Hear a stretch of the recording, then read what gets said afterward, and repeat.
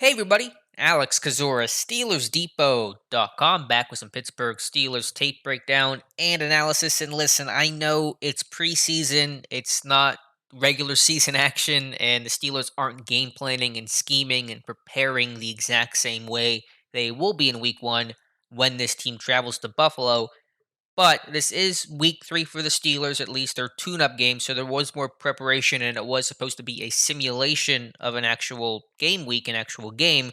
And unfortunately, that meant some old habits that aren't dying hard in Pittsburgh. And by the title, you can probably tell I'm talking about linebackers on wide receivers.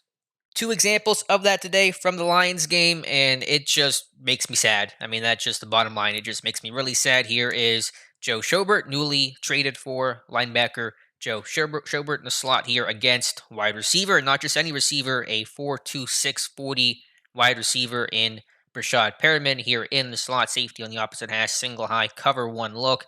And Schobert, as you might imagine, gets beat. Good news, quarterback looks the other way, throws to the right side. There was a blitz on this play. There was some pressure here for sure, but a good quarterback here, Lions not playing Jared Goff, would probably identify that matchup a whole lot better than the backups did. So on this play, it's a safety blitz with Terrell Edmonds coming. That's why Schobert gets the fortunate task of covering Rashad Perriman.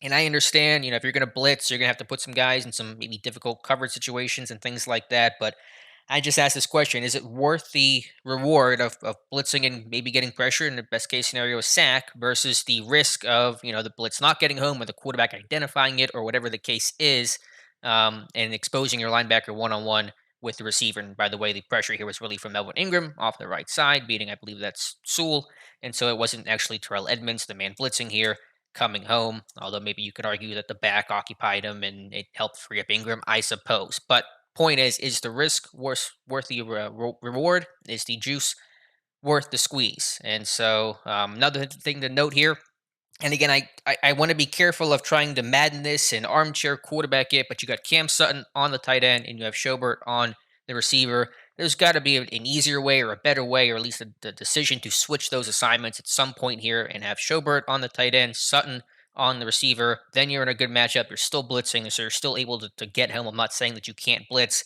There has to be smarter ways to do that. Pittsburgh's probably trying to disguise some of this. Is this man? The quarterback's probably thinking zone here based on the alignment. No way could a linebacker possibly be on a receiver. You got the corner here over on the tight end. It's a single high look. Maybe you're seeing cover three here. But, I think for the Steelers and all the talent they have defensively, don't try to be smarter than everyone else in the room and just play your guys, put your own guys in the best positions to succeed. And that does not happen here. And so, again, does it hurt the Steelers on this play? It does not. But if this receiver runs just vertically and stems outside, it's one on one.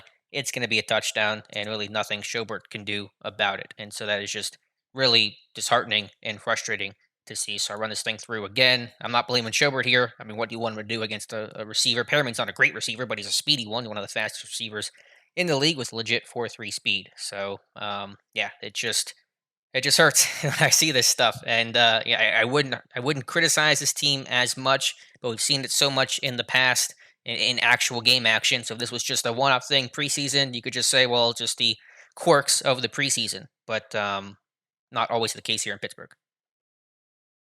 And if Robert Spillane was feeling bad about not getting to cover wide receivers, his favorite thing, I'm sure he gets to do it here late in the fourth quarter against wide receiver Darius Jennings, who's 170 pounds and pretty speedy as well. I think actually just cut by Detroit as they trim the roster down from 85 to 80. But the slot fade here, again, single high. If you're going to do this, if you're Pittsburgh, and maybe that doesn't always work with the blitz idea because the safety Killebrew comes on the blitz here, but you can't, if you're going to put linebackers on receivers, it has to be a two high shell. It has to be two safeties. So at least the linebacker is in trail position and can just take away breaking routes and play to the inside hip. He doesn't have to carry everything and carry routes vertically, and he'll have some safety help over the top. But not the case here. And again, does it hurt the team? No, it does not. The ball gets out. There is pressure. So again, you're trying to get the risk of reward of, does the blitz get home? Does anyone get to the quarterback in time? But a good quarterback's going to see that pre-snap.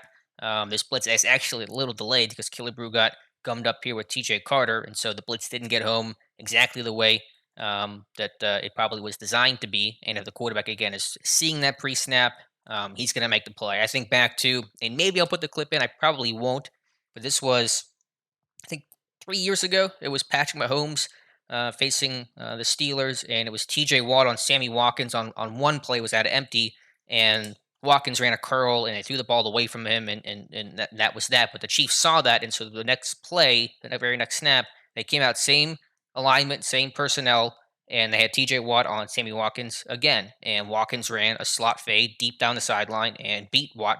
Obviously, Mahomes overthrew it, and so the pass was incomplete. But that was a good offense recognizing that matchup the second time around, getting the same result, and then trying and almost taking advantage of it. So, Steelers not adjusting is a problem here. Now, in this one, is it as bad as the Schobert one? Maybe not, because it is more, red zone here right at the 20, and so there's less space to cover vertically, but still, I mean, obviously Jennings burns Spillane here. If this ball gets thrown this way, good chance it's going to be a touchdown. It's really stressing Robert Spillane here for sure. So it's frustrating to see for sure. And again, I think it's Shakur Brown on the receiver, so that isn't as bad as Sutton being on the tight end before.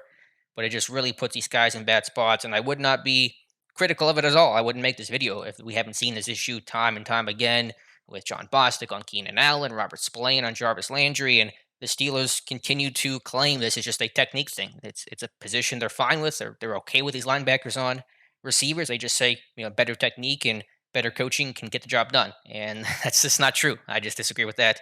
And the results, I think, disagree with that notion as well. So super frustrating to see. We'll see what happens during the season. I suspect that it will at one point or another. And I don't care about technique or coaching. You can do all that, and that's fine. But it's not going to win consistently in the NFL. So seeing some of those old issues. It's a talented Steelers defense. I don't want their own scheme to hurt themselves. And I am afraid that at times this year it will. So big frustration there. Wanted to share that with you guys. If you guys enjoyed this video, please sure to like and subscribe. Let me know your thoughts in the comments below. Thank you for watching, and we'll talk to you soon.